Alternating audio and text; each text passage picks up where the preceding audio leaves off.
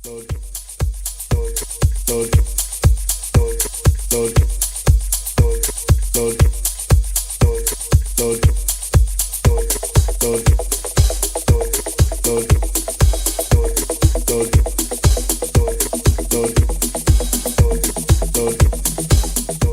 пат кога сватив дека нешто значи тоа што правам, беше многу одамна. Дома отворив стара кутија со видеокасети со порнографска содржина. Имав една тетрадка која беше цела исцртана со пениси, вагини, секс пози, голи мажи, жени. Беше најдена од мои родители, беше малце скандалосно дома и заврши вога, али тогаш сватив дека можам да цртам све што сакам и не знам, ми беше реално круцијален момент. Ти пресврти, после тоа цртав све и никогаш не престанав со цртање.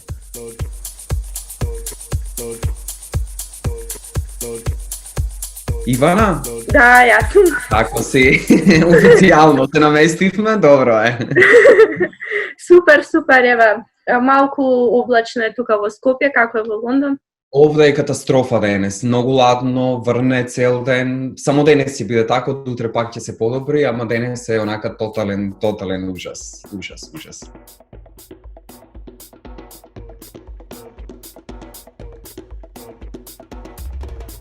Тоа беше, можеби, време не само во Македонија, туку општо време во кое што вие не можете туку така експлицитно да говорите за такви некакви дискурси, слободи, што LGBT фактички не постои како терминологија, а не пак квир и некои посложени конструкти јазични.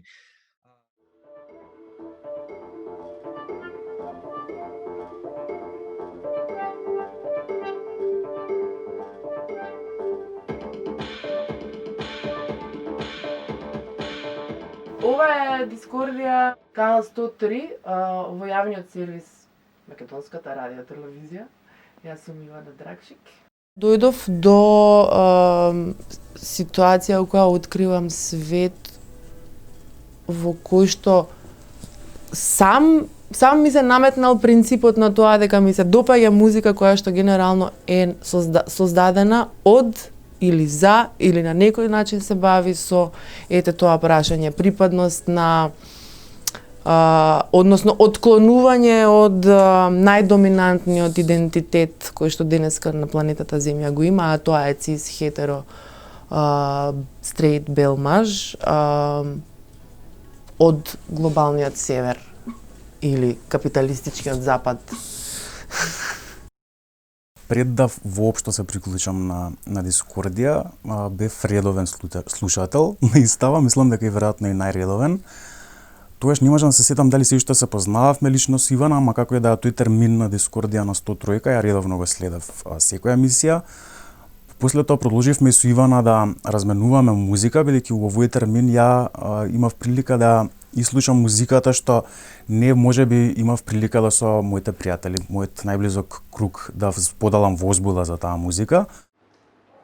Па некогаш е доста метафорично, некогаш е директно. Некогаш искрено мислам дека не зборувам за такви за општеството тука такви тешки теми затоа што се случувам секој ден со истото и зборувам за истото, го правам истото и за мене не е ништо ново. Али имаше доста реакции, на пример, и после изложбата дека била ваква, дека била таква, не знам. Имаше и некои статуси на интернет кои беа премногу критични, дека за религиските символи и такви ствари.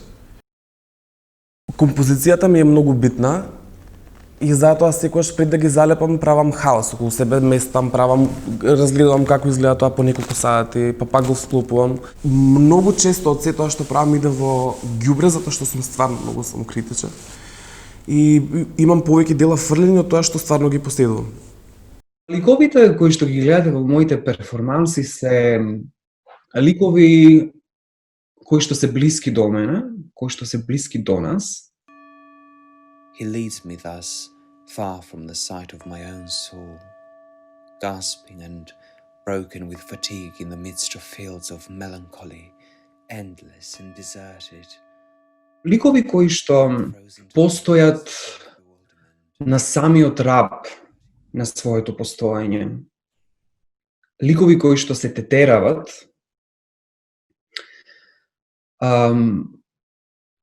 на работ и прегрнати од се она кое што представува апсолутен товар, општествен, социјален. Меѓутоа ликови кои што неминовно и безусловно секогаш, без оглед на се, имаат аспирации за една повисока духовност, едно поубаво утре, ликови кои што гледаат едноставно нагоре и пробуваат на секој можен начин да излетаат од тие рабови на бездни, од тие тињи во кои што потонале многу често не заради нивните неуспеси, туку едноставно така што општеството им наложило.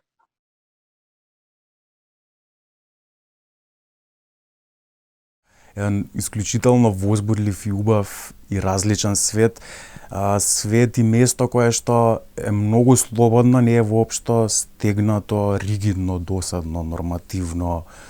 Место кое што наспроти анксиозниот, досаден таков некој си свет е супер ослободувачко и забавно. Место во кое што се градат некои нови светови на пријателства, на врски, на место во кое што, не знам, заедничките трауми многу полесно се надминуваат бидејќи постои заедништво и така натаму и така натаму. Место или сцена во кое што континуирано и постојано, не знам, откриваш некои нови светови, некакви нови фантазии и така натаму и така натаму. Како да е многу возбудливо и многу фино место. Многу е фина, многу е тенка границата помеѓу она кое што вие како уметник се борите за да представите една ранлива категорија на луѓе од општеството и моментот кога вие преминувате во мејнстримот и сте заштитен и уживате права и слободи. Музиката, културата, диџејството во старт се нешто кое што потекнува, еве ќе да бидам подиректна, од педери, транџи и црнци и доколку некој има проблем со тоа, треба за секогаш да престане да иде во клубови, а доколку не сака да престане да иде во клубови, ова е прекрасен момент да се помири со тоа и да ембрейсува таа култура и од сега па натаму да ужива многу повеќе во тоа и да водиме повеќе евиденција за лейблови, издавачки куки кои што ги представуваат токму овие артисти кои што денеска не успеваат или не ги исполнуваат формулите на она што добро се продава или што добро изгледа онака како што е пропишано од пазарот.